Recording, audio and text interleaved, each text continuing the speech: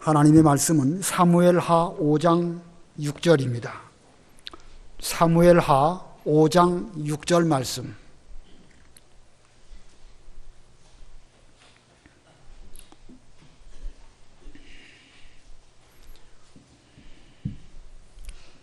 사무엘하 5장 6절 마지막 절까지 봉독하겠습니다. 왕과 그의 부하들이 예루살렘으로 가서 그 땅 주민 여부수 사람을 치려하매 그 사람들이 다윗에게 이르되 내가 결코 이리로 들어오지 못하리라. 맹인과 다리 저는 자라도 너를 물리치리라 하니 그들 생각에는 다윗이 이리로 들어오지 못하리라 함이나 다윗이 시온 산성을 빼앗았으니 이는 다윗 성이더라. 그날에 다윗이 이르기를 누구든지 여부수 사람을 치거든 물 깃는 대로 올라가서 다윗의 마음에 미워하는 다리 저는 사람과 맹인을 치라 하였으므로 속담이 되어 이르기를 맹인과 다리 저는 사람은 집에 들어오지 못하리라 하더라. 다윗이 그 성에 살면서 다윗성이라 이름하고 다윗이 밀로에서부터 안으로 성을 둘러 쌓으니라. 만군의 하나님 여호와께서 함께 계시니 다윗이 점점 강성하여 가니라. 두로 왕 히람이 다윗에게 사절들과 백향목과 목수와 석수를 보내매 그들이 다윗을 위하여 집을 지으니 다윗이 여호와께서 자기를 세우사 이스라엘 왕으로 삼으신 것과 그의 백성 이스라엘을 위하여 그 나라를 높이신 것을 알았더라. 다윗이 헤브론에서 올라온 후에 예루살렘에서 처첩들을 더 두었으므로 아들과 딸들이 또 다윗에게서 나니 예루살렘에서 그에게 난 자들의 이름은 사무아와 소밥과 나단과 솔로몬과 이팔과 엘리수아와 네벡과 야비아와 엘리사마와 엘리아다와 엘리베렛이었더라.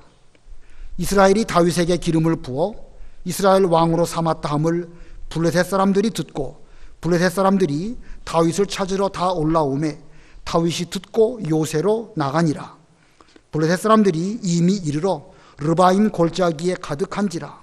다윗이 여호와께 여쭈어 이르되 내가 블레셋 사람들에게로 올라가리이까 여호와께서 그들을 내 손에 넘기시겠나이까 하니 여호와께서 다윗에게 말씀하시되 올라가라. 내가 반드시 블레셋 사람을 내 손에 넘기리라 하신지라.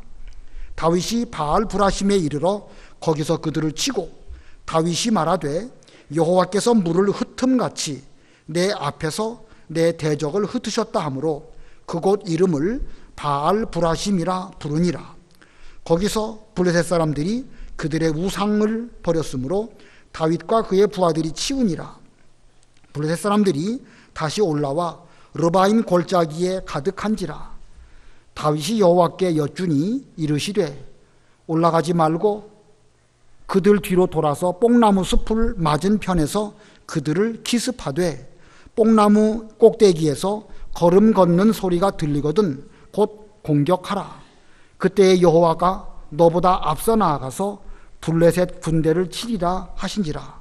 이에 다윗이 여호와의 명령대로 행하여 블레셋 사람들을 쳐서 게바에서 게셀까지 이르니라. 거기까지 봉독합니다. 우리가 지난 시간 이 앞부분에서는 이스라엘 왕 다윗에 대하여 배웠습니다. 오늘 본문은 이스라엘의 왕이 된 다윗이 그 나라를 어떻게 통치했는가 하는 면을 보여주고 있습니다. 먼저 이스라엘의 새 수도로 그가 점령한 예루살렘을 정하였고 또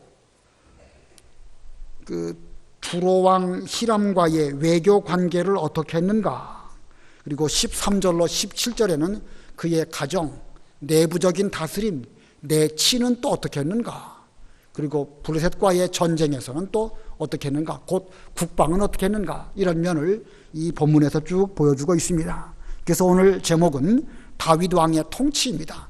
다윗 왕의 통치, 이스라엘 왕으로서 그가 먼저는 수도를 어떻게 정했고, 외교는 어떻게 했고, 내치는 어떻게 했고, 국방은 또 어떻게 했는가, 이런 면을 좀 살펴보려고 합니다. 사울이 죽은 후에 다윗이 헤브론에서 7년 동안 왕 위에 있었으면서 유다를 다스렸습니다. 7년간 이스라엘은 내전을 겪으면서 큰 혼란한 시기를 보냈지만 하나님께서 정하신 대로 모든 이스라엘 장로들이 다윗에게 나와서 이스라엘 전체 12지파를 다스려달라 이렇게 청하였고, 다윗에게 기름을 부어서 그는 이스라엘 왕이 되었습니다. 다윗이 소년 때에 사무엘에게 기름 부음 받은 후 한 20년 정도 세월이 지나서 그는 전 이스라엘의 왕이 되었습니다. 지난 시간 배운 것처럼 다윗은 3번 기름 부음을 받습니다. 사무엘에게 기름 부음 받고, 또 유다 왕이 되었을 때 기름 부음 받고, 그리고 전 이스라엘의 왕이 될 때에 또 3번째로 기름 부음을 받아서 이스라엘 왕이 되었습니다.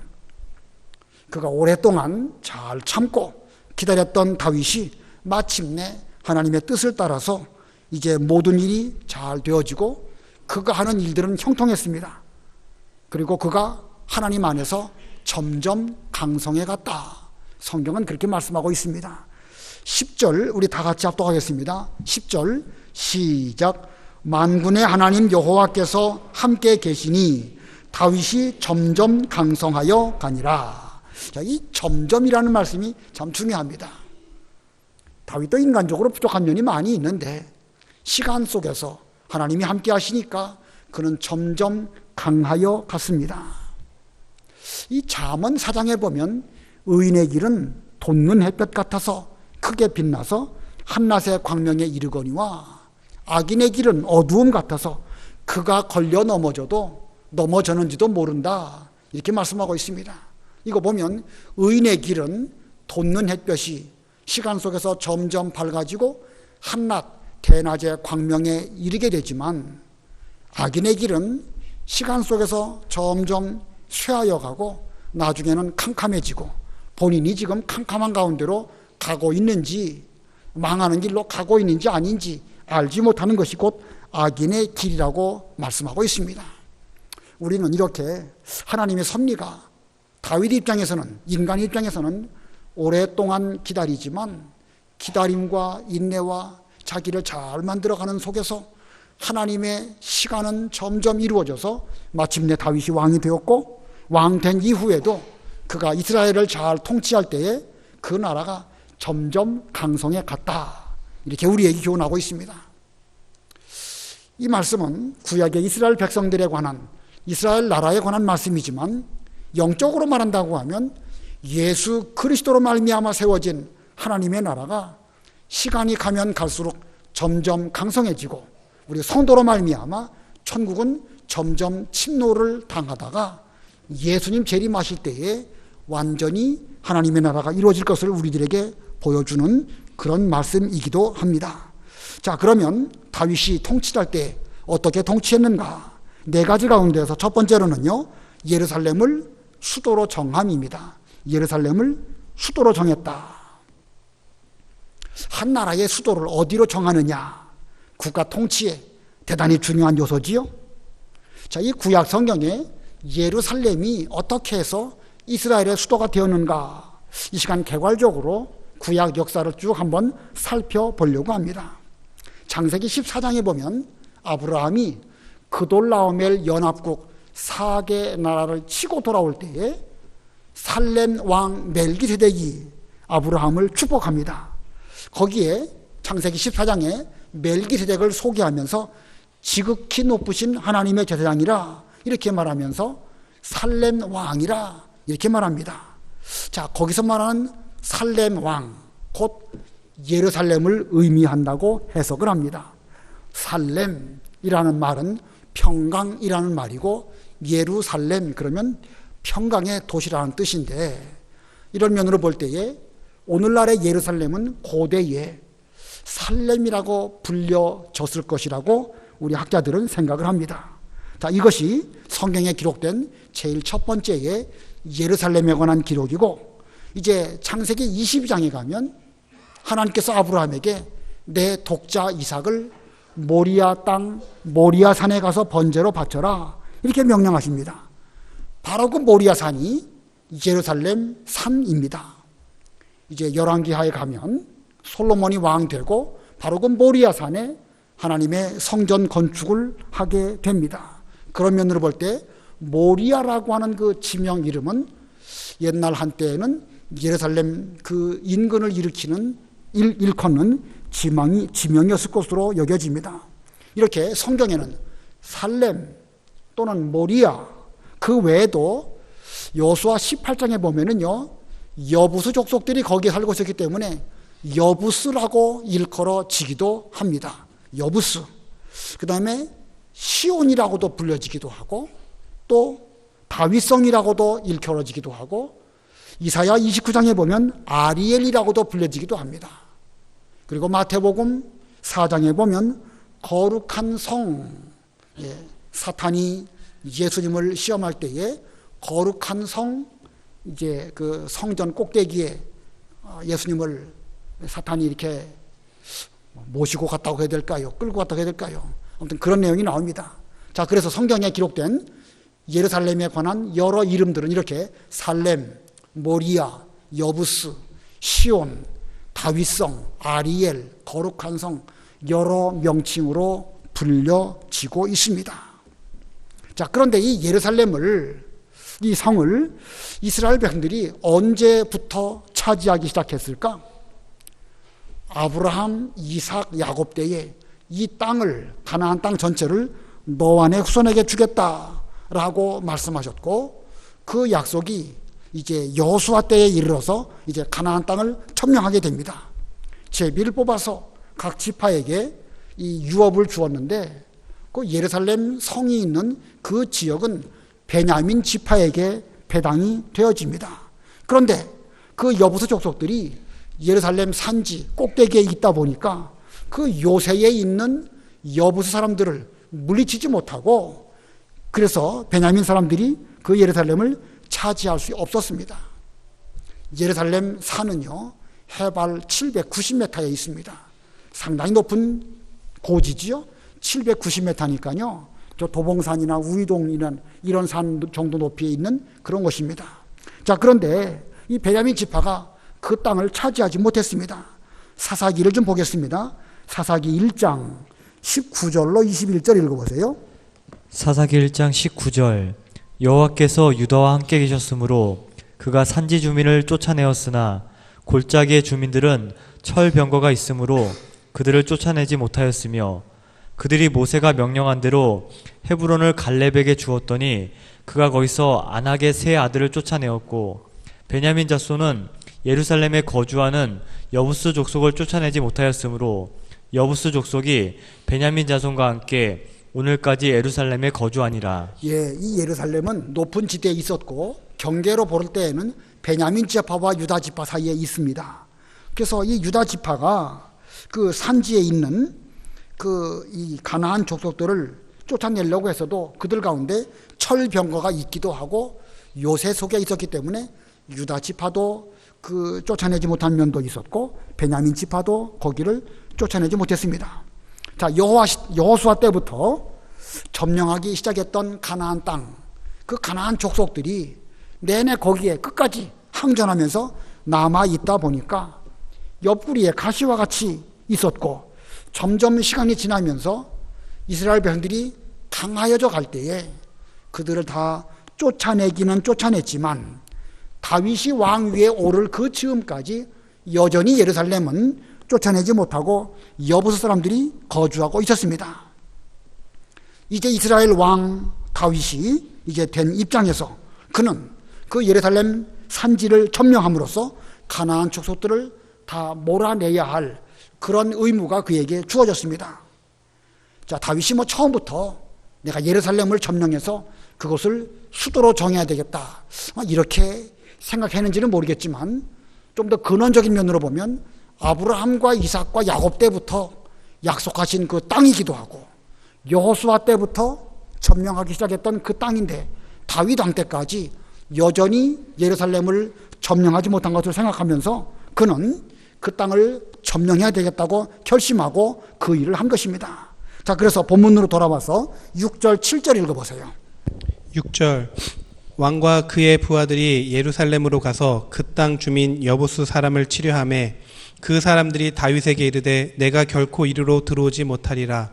맹인과 다리 저는 자라도 너를 물리치리라 하니 그들 생각에는 다윗이 이리로 들어오지 못하리라 함이나 다윗이 시온 산성을 빼앗았으니 이는 다윗성이라. 예, 지금까지 예루살렘에 살면서 예루살렘 요새를 초롱성처럼 생각했던 그 여부서 사람들은 한편으로는 든든하고 편안하고 또 어느 면에서는 교만했습니다. 아무도 너희들 쳐들어오지 못할 것이다. 너희 이 이스라엘 백성들이 쳐들어온다 할 때에 우리가 맹인이나 다리 저는 사람이 가서 방어해도 얼마든지 물리칠 수 있다. 이렇게 생각을 했습니다. 그들은 교만했죠. 또 한편으로는 하나님의 군대를 모독하는 말을 거침없이 했던 것입니다. 그러나 다윗은 하나님의 그 명령, 아브라함, 이삭, 야곱에게 주신 그 언약을 완전히 성취하기 위해서 예루살렘 성을 반드시 정복하려고 했습니다. 그리고 그 성을 정복했는데 8절 또 읽어보세요. 8절. 그날에 다윗이 이르기를 누구든지 여부수 사람을 치거든 물 깃는 데로 올라가서 다윗의 마음에 미워하는 다리 저는 사람과 맹인을 치라 하였으므로 속담이 되어 이르기를 맹인과 다리 저는 사람은 집에 들어오지 못하리라 하더라. 예, 이 다윗이 그 예루살렘 산을 점령하기 위해서 그런 많이 연구했습니다. 아마도 이 그 전쟁을 오랫동안 치른 그런 장군으로서 전략을 많이 생각을 하고 지형을 많이 연구했던 것 같습니다. 여기 보면 8절에 보면 물 깃는 대로 올라가서 라는 말이 나옵니다. 개역성경에는 수구라는 표현이 되어 있죠. 이 물 기는 데가 뭔가 하수구를 말하는 것인가, 물 내려오는 그런 데를 말하는 것인가, 여러 고고학적으로 연구를 많이 했는데 그 1800년대에 고고학자들이 발견한 바에 의하면 예루살렘 그 산꼭대기니까 거기는 물이 귀합니다. 그런데 그 동쪽인지 어느 쪽인지 거기 물 이렇게 있는 그곳에 물을 길어 올리기 위해서 수직으로 갱도를 파고 거기서 물을 이렇게 길어 올렸던 모양이에요. 그것을 1800 정확하게 86년에 고고학자들이 그것을 발견하게 되었고 1967년에 그것을 다시 한번 확인을 했습니다. 그런데 그 확인된 바에 의하면 아주 오래전부터 한 주전 2000년 전부터 그 수구가 있어가지고 수직으로 된 그 터널과 같은 굴이 있어가지고 거기로 물을 길어 올렸다. 이렇게 지금 발견이 되었습니다. 다윗이 어떻게 예루살렘 저 요새를 공략할 수 있을까 생각하는 가운데 그 길로 올라가면 저들이 방심한 가운데에서 예루살렘을 함락할 수 있을 것이다. 이렇게 생각하고 이렇게 작전을 짰던 것입니다. 자, 이렇게 예루살렘을 점령한 다윗은 그 성을 다윗성이라고 했고 종종 시온성, 시온산성 이렇게 이름을 붙이곤 하였습니다. 이 시온, 성경에는 예루살렘에 시온이라는 표현을 많이 쓰고 있는데 이 시온이라는 명칭이 이 역사적으로 오늘 본문에서 처음 사용되었습니다. 우리 7절 다 같이 합독하겠습니다. 시작. 다윗이 시온 산성을 빼앗았으니 이는 다윗 성이더라. 이 시온이라는 이름, 이게 정확하게 뭘 말하는 건지 좀 불분명합니다. 그런데 솔로몬이 성전을 건축할 때부터 특별히 시온이라고 하는 단어가 많이 사용되어졌고 특별히 하나님의 언약궤가 있는 거룩한 곳을 지칭하는 표현으로 시온이라는 용어를 신앙적으로 특별히 많이 사용을 합니다. 열왕기상을 한번 보겠습니다. 열왕기상 8장 1절 읽어보세요. 열왕기상 8장 1절. 이에 솔로몬이 여호와의 언약궤를 다윗성 곧 시온에서 메어 올리고자 하여 이스라엘 장로와 모든 지파의 우두머리 곧 이스라엘 자손의 족장들을 예루살렘에 있는 자기에게로 소집하니. 예, 여기 지금 다윗성 곧 시온에서 하나님의 언약궤를 메어 오게 하려고 여러 사람들을 예루살렘에 있는 자기에게로 소집했다. 예루살렘, 시온 이렇게 표현하고 있죠. 약간 다른 어떤 개념으로 본문이 표현하고 있습니다.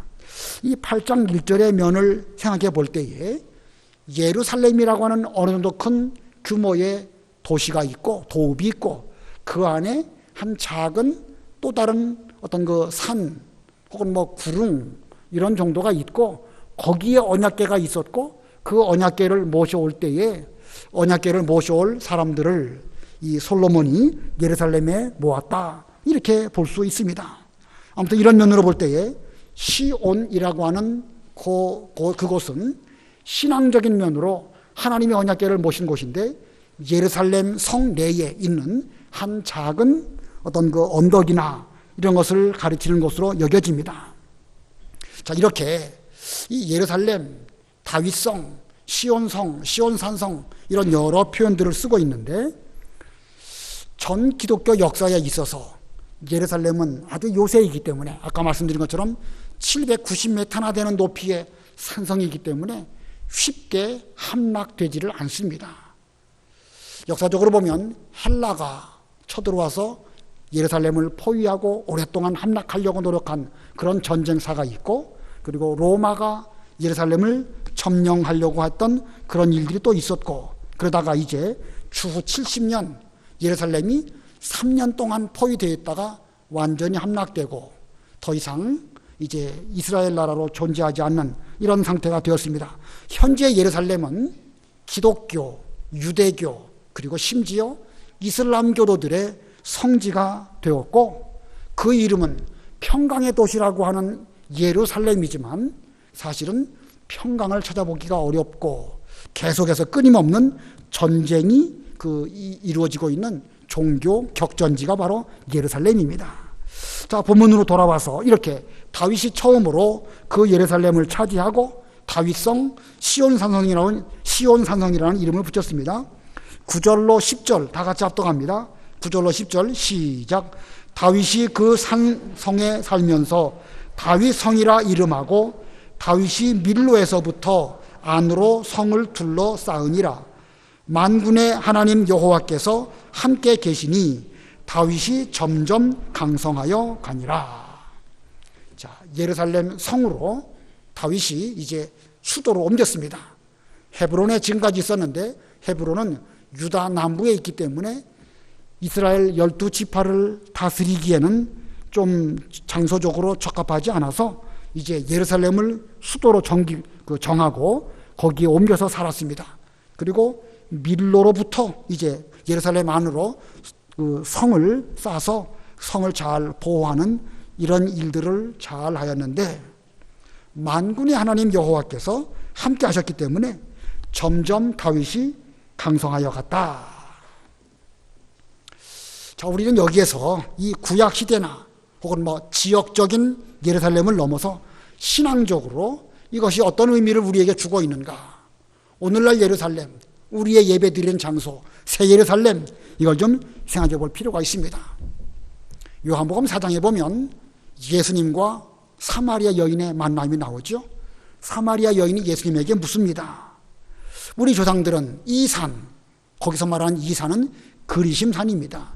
우리 사마리아 사람들은 그리심 산에서 예배를 드렸고 당신네 유대인들은 예루살렘에서 하나님께 예배를 드렸는데 우리가 어디서 예배를 드려야 할까요?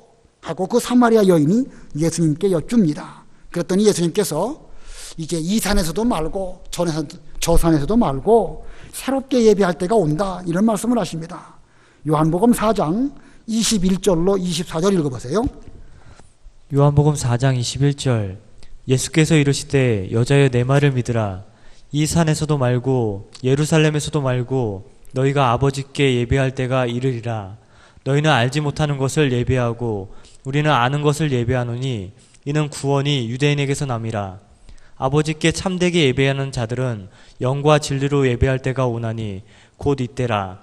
아버지께서는 자기에게 이렇게 예배하는 자들을 찾으시느니라. 하나님은 영이시니 예배하는 자가 영과 진리로 예배할지니라. 예, 구약 시대에는 예루살렘이라고 하는 특별한 장소가 정해지고 거기에 성전이 세워지고 또 거기에서 하나님께 제사를 드리면서 예배했습니다. 그러면 오늘날 우리가 참으로 예배할 때가 어디일까? 이것은 어떤 지역적 예루살렘이 아니고 신령과 진정으로 하나님께 예배드리는 그것이 새로운 이 하나님의 나라가 되는 것이고 새 예루살렘이 되는 것입니다. 그리고 그 새 예루살렘은 궁극적으로 예수님께서 재림하실 때에 하늘로부터 신부가 신랑을 위하여 단장한 것처럼 내려올 것이다. 이렇게 요한계시록에는 말씀하고 있습니다. 자, 그래서 역사적으로 다윗이 시온성에 살면서 점점 강성하게 된 것처럼 오늘날 예수님께서 다스리시는 이 새 예루살렘 하나님의 나라는 예수님께서 왕 위에 오르시고 우리를 다스리시면서 점점 강성해 가는 가운데 있습니다. 물론 여러 환경적으로 볼 때에 기독교가 잘 부흥되다가 때에 따라서는 어려운 일을 겪기도 하지만 그러나 하나님의 나라는 반드시 잘 됩니다. 그러므로 우리는 지금 현재 여건적으로 볼 때 전도가 어렵고 환경적으로 쉽지 않다, 이것만 생각하지 말고 하나님의 나라 진리운동은 반드시 잘 된다, 이런 마음가짐을 가지고 힘써서 우리 하나님의 나라 새 예루살렘을 우리 교회에 잘 세우는 이런 우리가 되어야 할 것입니다. 그런 의미로 우리 9절 10절을 의미를 생각하시면서 다시 한번 합독하겠습니다. 9절 10절 시작. 다윗이 그 산성에 살면서 다윗 성이라 이름하고 다윗이 밀로에서부터 안으로 성을 둘러 쌓으니라. 만군의 하나님 여호와께서 함께 계시니 다윗이 점점 강성하여 가니라. 다윗이 이렇게 예루살렘 성을 잘 도읍으로 정했지만 우리 예수님께서는 나귀를 타고 예루살렘으로 입성하시고 십자가를 지시고 부활하심으로 이제 여기서도 말고 저기서도 말고 눈에 보이지 아니하는 새 예루살렘을 우리 가운데 이렇게 세워주시고 지금도 평강으로 통치하십니다. 이제 우리는 이 평강의 왕이신 예수님께서 새 예루살렘에서 영원히 다스리심을 바라보면서 우리는 힘을 다하여 천국을 침례에 들어가는 이런 우리가 되어야 됩니다. 아까 여호수아 때부터 가나안 땅을 점점 침노에 들어가다가 다윗 왕 때에 이르러서 마침내 그 예루살렘을 점령했다고 그랬죠. 예수님 때부터 시작된, 예수님 말씀대로 말한다고 하면 세례 요한 때부터 천국은 침노를 당하나니 라는 말씀을 쓰셨는데 신약 시대에 들어오면서부터 이제 새 예루살렘으로 하나님의 나라 천국이 우리 가운데 이루어지는 이런 일이 이루어지고 있습니다. 이게 언제 끝날까? 언제 하나님의 나라가 온전하게 이루어질까? 예수님 재림하실 때에 새 예루살렘이 하늘로부터 우리 가운데 내려올 때까지 우리는 힘을 다하여 천국을 침노에 들어가는 이런 신앙적 수고를 부지런히 해야 됩니다. 여기 다윗이 예루살렘으로 도읍을 정했을 때에 하나님이 함께 하심으로 점점 강성해 갔다. 우리 하나님의 나라도 이 다윗이 다스렸던 데처럼 예수님의 다스리심을 잘 받고 점점 강성해 나아가도록 노력하는 그런 우리가 되어야 되겠습니다. 자, 다윗의 통치 두 번째입니다. 외교입니다. 다윗의 통치 두 번째 외교. 먼저 11절 읽어보세요. 11절. 두로왕 히람이 다윗에게 사절들과 백향목과 목수와 석수를 보내매 그들이 다윗을 위하여 집을 지으니. 예, 여기 두로왕 히람이 나오죠. 예, 두로왕 히람. 다윗 왕 때에 두로의 왕은 히람이었고 이 히람이라는 사람은 솔로몬이 통치한 때로부터 한 20년 지날 때까지도 두로왕 히람이라고 기록되어져 있습니다. 그런 면으로 볼 때에 성경 기록상 이 두로와의 외교 문제가 여기 5장에 등장하지만 시간적으로 볼 때는 다윗이 어느 정도 이스라엘을 통치하였을 때에 두로왕 히람과 외교 관계를 맺었을 것이라고 해석을 합니다. 다시 말하면 성경이 무슨 시간 순서대로 기록된 것이 아니라 다윗이 충분히 강성하게 되어졌고 그랬을 때에 두로왕 히람이 이 다윗과 외교 관계를 맺기 위해서 이렇게 관계가 형성되어졌고 이제 다윗을 위하여 백향목, 목수, 석수 이런 것들을 보내서 다윗을 위하여 집을 짓는, 왕궁을 짓는 이런 일이 있었습니다. 솔로몬 궁전을 짓고 또 성전 지을 때에도 이 두로왕 히람이 상당히 많이 도와주었죠. 자, 우리는 이런 걸 볼 때에 이스라엘 나라가 그만큼 강해지니까 두로왕 히람이 이렇게 외교 관계를 맺어서 화친 조약을 맺고자 한 것을 볼 때에 우리는요, 내부적으로 강해야 됩니다. 내부적으로 강할 때에 다른 나라도 함부로 하지 못하고 좋은 외교 관계를 맺게 되는 것입니다. 성경을 잘 보면 다윗 왕 때에 이 블레셋 혹은 이 여부수 사람들, 그들과 전쟁은 있었지만 그 암몬이라든지 모압이라든지 두로라든지 이런 데하고는 약간의 전쟁은 있기는 있었지만 주로 이 외교적으로 좋은 관계를 맺은 그런 면도 있습니다. 아무쪼록 다윗이 다스렸던 그런 때에 내면적으로 강하게 되었을 때에 외교도 잘 됐다. 이것은 무슨 오늘날 국가 정치에도 필요하겠지만 교회도 마찬가지입니다. 교회도 우리가 내면적으로 힘써서 일하고 여러 가지 면에서 봉사하는 면이라든지 연구하는 면이라든지 그 외에 전도하는 면이라든지 우리가 내부적으로 강력할 때에 하나님의 일은 그만큼 잘 되는 것입니다. 또 한 가지 생각해 볼 것은요, 다윗이 궁전 지을 때에 이 두로왕 히람의 도움을 받았고 솔로몬이 성전과 궁전을 지을 때에도 이 외부 사람인 두로왕 히람의 도움을 받았습니다. 성전을 다 지었을 때에 성전에서 봉사하는 제사장들은 반드시 이 레위 지파 사람, 하나님의 백성들이 해야 되겠지만 그 외적인 건축을 위해서는 두로왕 히람의 도움을 받았다. 이건 오늘날 예배당을 지을 때 우리가 우리 손으로 지으면 최고로 좋지요. 예수 믿는 사람들의 손으로 말미암아 정성껏 지으면 최고로 좋지요. 그러나 꼭 그런 건 아니에요. 우리가 이 전문적인 지식이 없을 때에는 외부의 도움 받을 수 있습니다. 그런 면으로 생각해 볼 수 있고, 그 다음에 12절 우리 다 같이 합독하겠습니다. 12절 시작. 다윗이 여호와께서 자기를 세우사 이스라엘 왕으로 삼으신 것과 그의 백성 이스라엘을 위하여 그 나라를 높이신 것을 알았더라. 참 중요한 말씀입니다. 다윗은 자기가 이렇게 하나님의 일을 힘써서 하고 이스라엘 나라를 잘 다스릴 때에 얼마 지나서 여호와께서 자기를 세우셔서 이스라엘 왕으로 삼으신 것, 그리고 그의 백성 이스라엘을 위하여 그 나라를 높이신 것, 이것을 깨달았다. 이렇게 말씀하고 있습니다. 하나님의 일을 하고 어느 정도 충분히 시간이 지나간 뒤에 다윗은 이것을 깨달았던 것입니다. 물론 그 이전부터 다윗이 알았죠. 하나님은 나와 함께 하시고 내가 이 일을 잘하면 하나님은 영광 받으시고 기뻐하실 것이다. 알았지만 실제로 그 일을 잘 감당하면서 충분한 시간이 지나간 뒤로 보니까 하나님께서 나를 통하여 이스라엘 나라를 잘 섬기며 세우라고 나에게 기름 부어서 이스라엘 왕 되게 해주셨구나. 자신의 존재의 목적을 비로소 깨닫고 이렇게 성경에 기록하고 있습니다. 우리는 여기서 이스라엘 백성이 다윗을 위하여 있는 것이 아니라 다윗이 이스라엘 백성들을 위해서 있다는 말씀을 우리 본문 가운데서 발견합니다.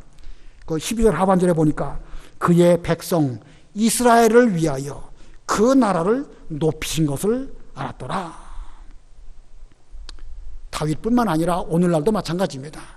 오늘날 하나님의 일꾼들, 목사나 장로님들이나 집사님들이나 여러 일꾼들이나 또 여러분 모든 성도님들 다 이 교회가 나를 위해서 있는 것이 아니라 내가 하나님의 나라인 이 교회를 위해서 존재하는 것입니다. 물론 우리가 그 교회 내에서 머물면서 은혜를 받고 또 여러 가지 말씀을 잘 배우는 이런 은혜를 입는 것이지만요. 또 다른 면으로 보면 내가 존재하는 이유는 나를 통하여 하나님의 나라를 세우고 하나님의 교회를 잘 섬기라고 내가 존재한다는 것을 생각해 보면서 오늘날 우리는 이 모든 이 말씀들을 잘 명심해야 됩니다. 하나님께서 우리를 특별히 기름 부어 세우신 것은 하나님과 하나님의 교회를 위해서 우리를 세우신 것이니까 우리는 하나님의 교회를 나를 위해서 이용하는 그런 사람 되지 말고 적극적으로 교회를 잘 섬기고 하나님의 영광을 위해서 수고하는 이런 우리들이 되어야 될 것입니다. 이것이 거꾸로 되면은요, 그 사람은 싹군이 되는 것입니다. 교회를 나를 위해서 이용한다. 그럼 싹군입니다. 내가 하나님의 일을 위해서 어떻게 희생하고 어떻게 받들어 섬겨야 될까?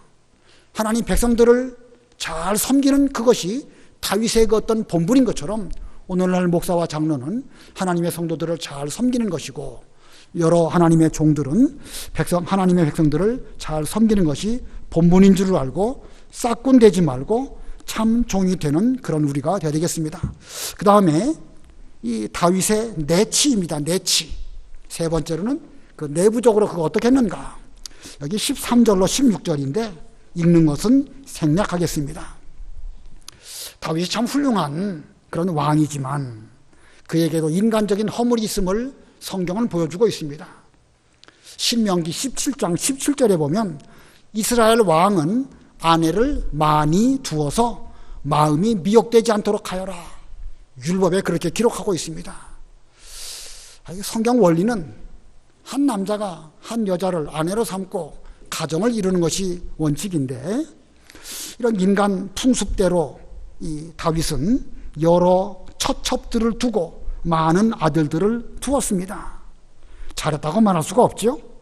나중에 가면 다윗이 낳은 많은 아들들이 오히려 나라를 어지럽히게 시기도 하고 자기들끼리 죽이기도 하고 내란을 일으키는 여러 일들이 일어나기도 합니다.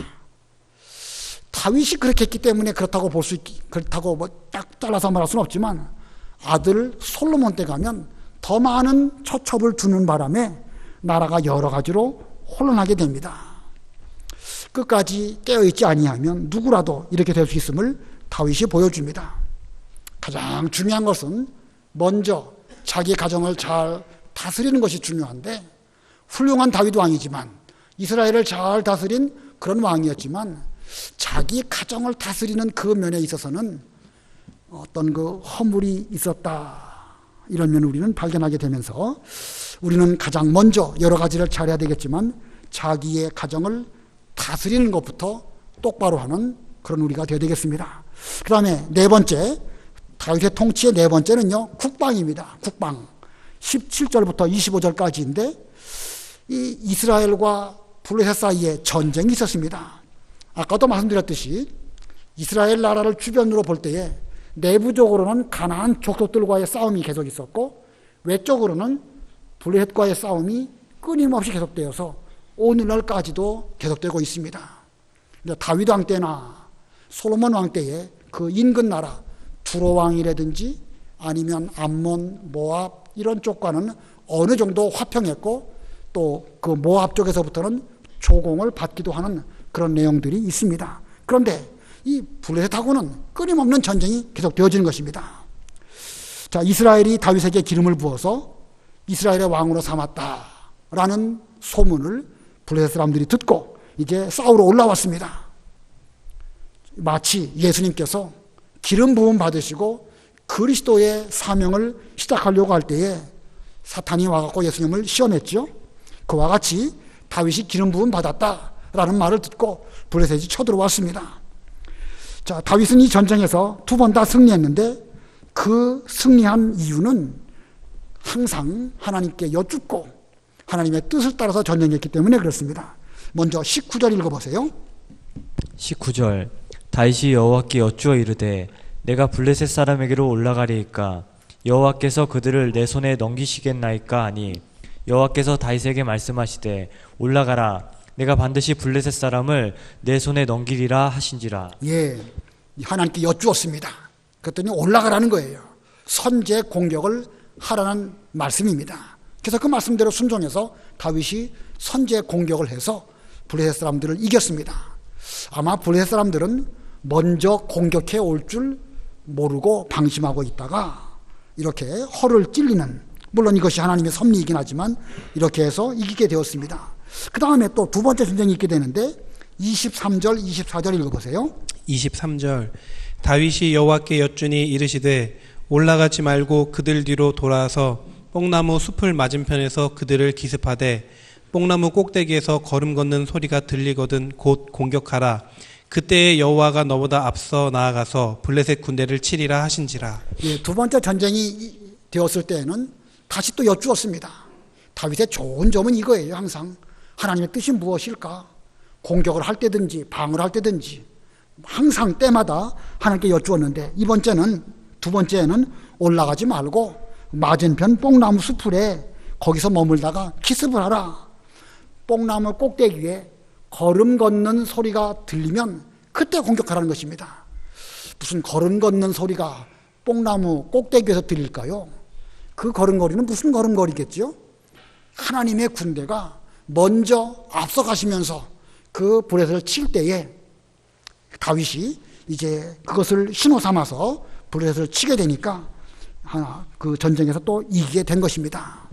자, 이렇게 하나님 명령을 늘 순종한 다윗이었기 때문에 그런 말미암아 블레셋과의 싸움에서 계속해서 이기고 또 이기는 이런 다윗이 되었습니다. 자, 이 다윗이 그 나라 국방을 위해서 이렇게 전쟁을 했다. 오늘날 우리가 이런 면으로 볼 때에 두로 왕 히람하고는 좋은 외교 관계를 맺어서 국방을 튼튼히 한 면도 있고요. 때에 따라서는 싸워야 되는 사람하고는 어떻게 해야 되겠죠? 싸워야 되는 것입니다. 화평하는 게 좋습니까? 싸우는 게 좋습니까? 어느 게 좋죠? 그것도 알 수 없어요. 싸워야 할 때는 싸우는 것이고요. 화평해야 할 때는 화평하는 것입니다. 하나님의 뜻이 무엇인지를 찾아가지고 그 뜻대로 해야지. 성경에 화평하라고 말했다. 그렇다고 싸우면 안 된다고 말만 주장하면요, 그건 맞지 않습니다. 성경에 싸우라고 했으니까 우리는 싸운다. 그것도 맞지 않습니다. 경우에 맞아야 되는 것이고 하나님의 뜻이 무엇인지를 늘 찾아서 그 뜻대로 하는 것입니다.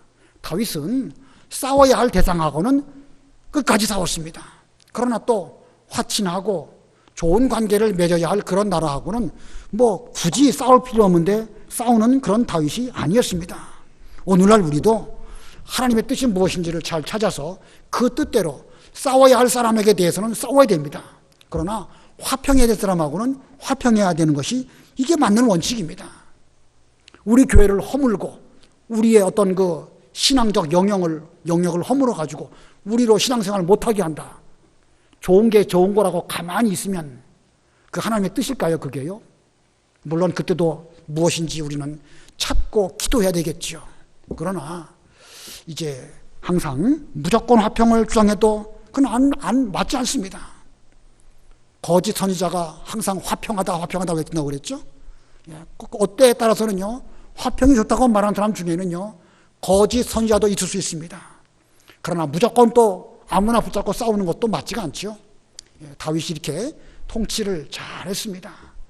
두로 왕 히람하고는 좋은 외교 관계를 했고 끝까지 싸워야 할 블레셋 사람들하고는 끝까지 싸워가지고 그 차지해야 될 영토를 반드시 차지한 이런 다윗, 이게 올바른 정치를 잘한 다윗입니다.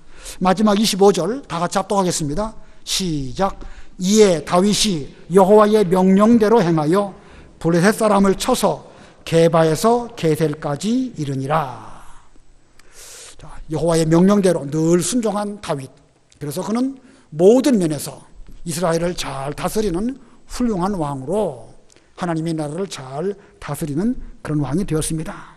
이러한 다윗의 모습은 이제 다윗의 후손으로 오신 예수님께서 하나님의 나라를 다스리시고 우리에게 이제 그 새 예루살렘을 이루어 가시는 이런 가운데 있는 지금 시대에 무엇을 교훈하고 있는지를 보여주고 있습니다. 아무쪼록 우리가 지금 하나님의 나라, 교회를 세워나가는 이런 가운데 있습니다. 이 하나님의 나라를 어떻게 섬기며 받들어야 할 것이냐, 다윗의 경우를 잘 참고해서 우리도 그와 같은 그런 순종하는 사람들이 다 되어야 되겠습니다. 기도하시겠습니다. 하나님의 은혜를 진심으로 감사합니다.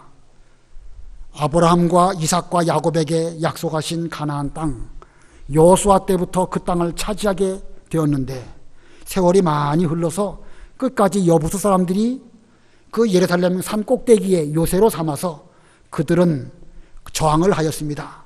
그러다가 마침내 다윗이 왕 되었을 때에 그것을 차지하고 그것으로 하나님의 언약궤를 옮겨 전 이스라엘을 신앙으로 다스리며 하나님 명령대로 순종하는 이런 나라로 만들었기 때문에 다윗의 나라, 하나님의 나라는 점점 강성하게 된 것을 저희들에게 일깨워 주신 것 감사합니다. 하나님 아버지, 지금 우리 예수님께서 우리에게 하나님의 나라를 허락하시고 저희로 천국은 침노를 당하나니 침노하는 자는 빼앗느니라 라고 말씀하셨습니다.